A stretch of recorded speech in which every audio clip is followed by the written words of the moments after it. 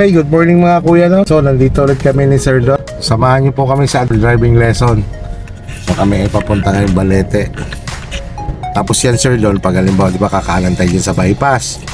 Naka-signal ka, pag kuwan mo pa lang dito, sumisignal ka na. In the same time, habang kumakanan ka mamaya, dapat tingin ka dito sa gilid mo, ha, sa kanan.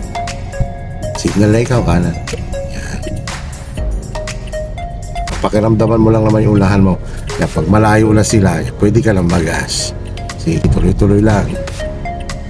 Sige, tuloy-tuloy lang sa paggagas. Sige, tuloy-tuloy.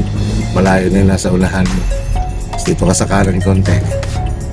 Sige, tuloy-tuloy lang. Control ulit. Kanan.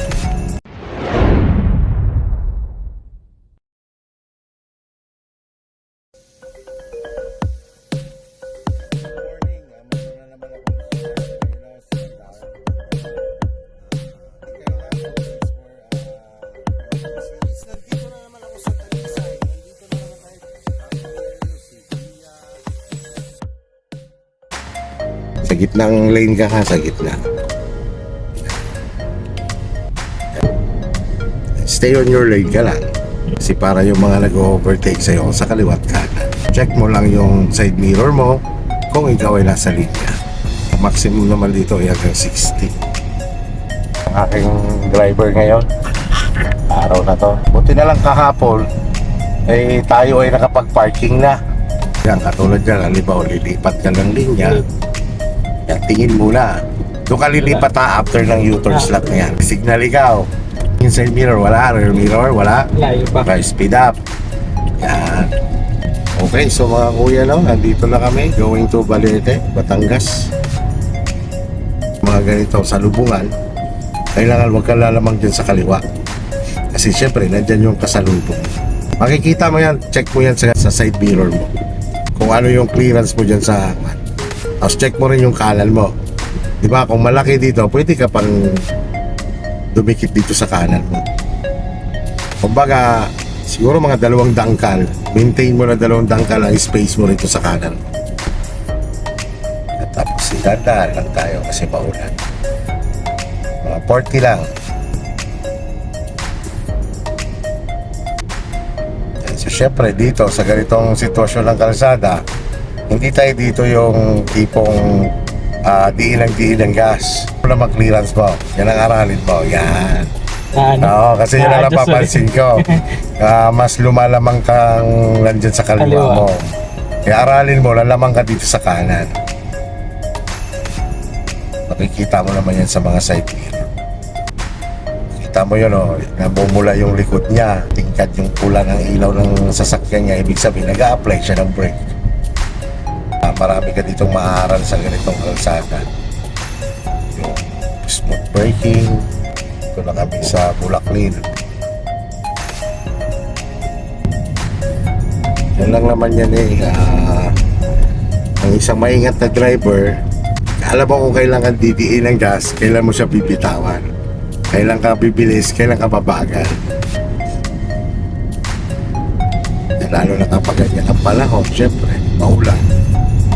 Iwasan mo dito sa ganitong naulan, lalo na kung nasa expressway ka, ay kailangan malayo ka dun sa ulahan mo, lalo na kung tumatakbo ka na ng 60, 80. Kasi pag umuulan kasi dapat nagbabawas ka ng speed. Kaya nagkakaroon ng karambola Wala silang pakialam sa speed, wala silang pakialam sa clearance nila. Mararamdaman mo naman yan pag bumibilis ka.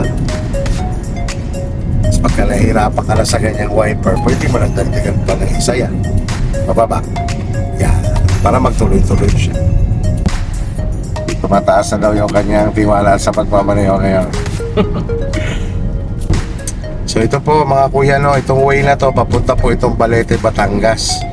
So ito ay isa din sa ating training ground sa practical driving course o sa actual driving lesson.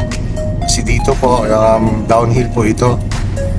Naaaral ng mga estudyante, lalo-lalo na sa mga nagmamanual, yung paggamit ng engine brake. Tapos mayroon po ditong zigzag. Nagpunta po kami dito, dala namin e-bike kasama kayo sa ako. E-bike? E-bike dala, simula Balintawak. Full charge siya, kaya naman. Talaga ba? 4 bars. Balikan? Balikan, ang problema nung paahon na, Oh, doon na munti ka ng malubat. Kasi pagpahon parang sinasakal yung battery. Pinipig. Lumalakas ang konsumo ng kuryente niya, no? Kaya siguro gano'n. Kaya pag lulusong ka dito, dapat make sure na full charge ka talaga. Full charge siya. Dito kasi sa mga ganito, so depende pa rin yan sa sitwasyon ng kalsada, no? Yung sinasabi nga na gagamit ka ng manual mode. So katulad dito, itong portion na to, ito kaya na naman to ng grind. Ano yun, road trip lang kayo, ng misis mo? Road trip. Punta kami ng seaside. Kumbaga parang namasya lang talaga. Dapat dito lang kami. Kaso hanggang 4 lang ata ito. Marian na ba? Okay. So, diretso na kami ng seaside. Tapos puro papunta doon, puro pababa. Kaya okay lang. Pabalik.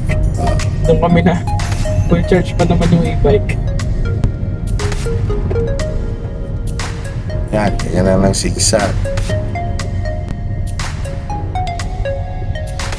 E-bike ko.